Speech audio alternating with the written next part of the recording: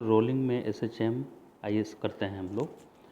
अभी एक स्प्रिंग है जिसका स्प्रिंग कांस्टेंट K है। इससे एक यहाँ पे हम मान लेते हैं डिस्क या सिलेंडर, सॉलिड हॉलो कैसा भी सिलेंडर, कोई भी ऑब्जेक्ट, यहाँ पे डिस्क चलिए ले लेते हैं, सर्कुलर डिस्क, वो अटैच्ड है। तो पहले सेंटर यहाँ पे इसका था।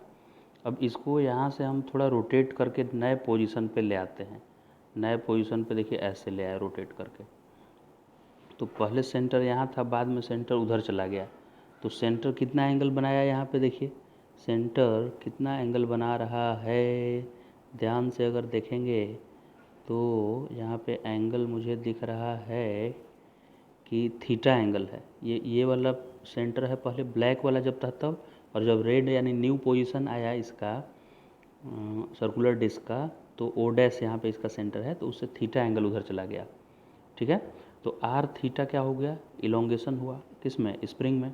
स्प्रिंग का लेंथ कितना बढ़ गया, आर थीटा। अब स्प्रिंग का जैसे ही लेंथ बढ़ेगा वो स्प्रिंग इधर खींचने लगेगा इसको वापस लाने के लिए। अब इस पॉइंट में स्लाइडिंग टेंडेंसी आया लेफ्टवर्ड, तो राइटवर्ड फ्रिक्शन भी एक्ट करने लगेगा, राइट। तो फ्रिक्शन इस वक्त राइट साइड में लग रहा है और ये स्प्रिंग फोर्स लेफ्ट साइड में लग रहा है। तो लेफ्ट को निगेटिव और राइट को पॉजिटिव लिखते हुए चलेंगे हम लोग।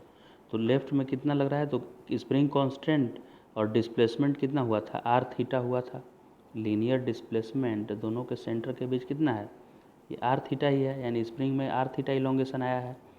तो के आर थीटा, ये स्प्रिंग लेफ्ट में फोर्स लगा रहा है और फ्रिक्शन राइटवर्ड फोर्स लगा रहा है एफ। तो राइट वाले फोर्स को प्लस हम लिखे हैं और लेफ्ट वाले फोर्स को माइनस। ठीक, अब यहाँ पे थीटा जो है वो कैसा थीटा है, कैसा क्लॉकवाइज है कि एंटी क्लॉकवाइज। देखिएगा आर थीटा दोनों पॉजिटिव है, ठीक है, क्योंकि डिस्प्लेसमेंट राइट में हुआ है, तो ये लेंथ जो है वो पॉजिटिव है क्योंकि राइटवर्ड है ये। लेकिन इसमें जो थीटा है ना वो इस सेंस में है थीटा, और ये क्लॉकवाइज होता है, और क्लॉकवाइज एंगल निगेटिव लिया जाता है। तो याद रखिएगा आगे के लिए कि थीटा निगेटिव है। ओके, यहाँ तो थीटा मुझे रखना नहीं है, आर थीटा एक साथ चाहिए, यानी हमको लेंथ चाहिए। तो लेंथ तो पॉजिटिव ही था, इसलिए आर का मैग्नीट्यूड और थीटा का मैग्नीट्यूड और आर लिख दिए यहाँ, और इसको एज ए पॉजिटिव नंबर हम कंसीडर करेंगे। और k इंटू दैट नंबर, ये पॉजिटिव नंबर है और उसमें माइनस लगा दिए हैं हम, क्योंकि स्प्रिंग लेफ्ट साइड में फोर्स लगा रहा है, राइट। ठीक है, अब ये फर्स्ट इक्वेशन हो गया। अब टॉर्क इस पे देखते हैं क्या एक्ट करेगा। टॉर्क लगेगा इस पे सेंटर ऑफ मास के अबाउट, टॉर्क लगेगा फ्रिक्शन फोर्स की वजह से। तो tau equal to I alpha में टाउ इक्वल टू लिख दिए friction force into R. Friction surface पे लग रहा है और सेंटर ऑफ मास से डिस्टेंस आर है सरफेस का, और आई अल्फा ये लिख दिया। ठीक, जो टॉर्क का डायरेक्शन होगा जिधर, उधर ही अल्फा का डायरेक्शन होगा ना, क्योंकि F equal to M M में एक्सेलरेशन उसी डायरेक्शन में होगा जिधर फोर्स होगा, क्योंकि मास तो स्केलर है। तो वैसे ही ये टॉर्क कैसा प्रोड्यूस करेगा, तो देखिए ये राइटवर्ड लग रहा था और ये एक्सिस है, तो टॉर्क किधर प्रोड्यूस किया बताइए, ये टॉर्क ऐसा आया एंटी क्लॉकवाइज, तो एंटी क्लॉकवाइज पॉजिटिव लिख दिया यहाँ, और तो अल्फ़ा भी एंटी क्लॉकवाइज आएगा, तो ये भी क्या है, पॉजिटिव है। टाउ इक्वल टू अल्फ़ा हो गया, टाउ को एफ आर लिख दिए और आई सी एम को आई लिखा हुआ है और अल्फ़ा, इतना समझ में आ गया होगा। प्योर रोलिंग के लिए जहाँ भी ए होता है उसको आर अल्फ़ा से रिप्लेस कर सकते हैं, क्योंकि ए इक्वल्स टू आर अल्फ़ा होता है किसके लिए, प्योर रोलिंग के लिए। ओके सर, इतना समझ में आ गया।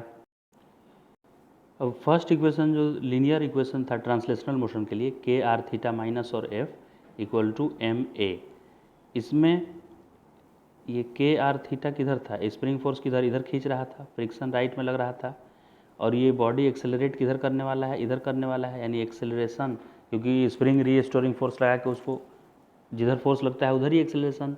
तो नेट फोर्स इस पर किधर लगेगा, अगर वो रोटेट करके छोड़ दिया और वो वापस जाने वाला है, तो अल्फ़ा किधर जाने वाला है, जिधर स्प्रिंग खींच रहा है, तो इन दोनों का सेम डायरेक्शन है, इसीलिए माइनस यहाँ लिखा हुआ है। अल्फ़ा का साइन वही होगा जिधर स्प्रिंग फोर्स लगेगा, और स्प्रिंग फोर्स किधर लग रहा था, लेफ्ट में लग रहा था, और फ्रिक्शन फोर्स कम होगा, राइटवर्ड लग रहा है ये अल्फ़ा, तो ठीक है, नेट फोर्स के डायरेक्शन में ए होता है F equal to M M में, लेकिन यहाँ नेट फोर्स के नाम पे स्प्रिंग फोर्स ही इफ़ेक्टिव है, क्योंकि उसको छोड़ देंगे आप थीटा एंगल पे तो वो जिधर स्प्रिंग खींचेगा उसी डायरेक्शन में जाएगा।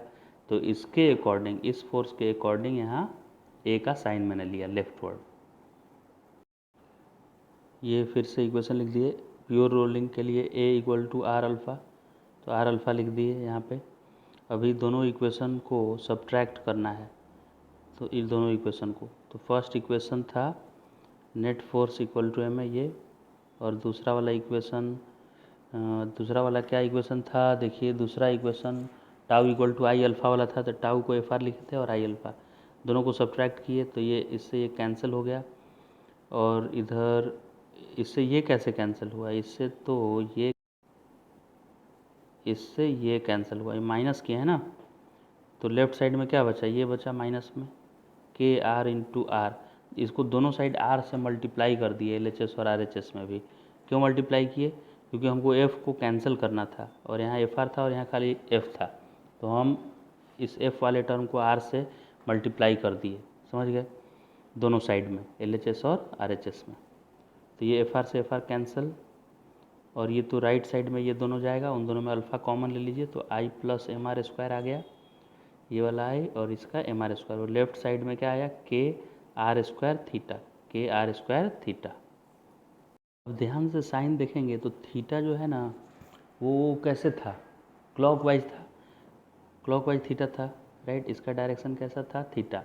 और जो अल्फ़ा है, मतलब नेट फोर्स जो लग रहा था फ्रिक्शन के चलते अल्फ़ा प्रोड्यूस हुआ था, तो वो कैसे घुमाना चाह रहा है, एंटी क्लॉकवाइज, यानी इस अल्फ़ा का और थीटा का डायरेक्शन क्या है, अपोजिट है, राइट।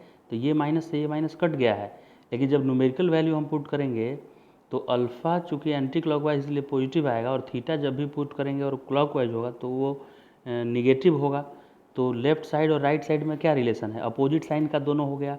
और SHM का कंडीशन भी यही है कि डिस्प्लेसमेंट और एक्सेलरेशन अपोजिट साइन का होना चाहिए, तो इसका मतलब ये SHM करेगा।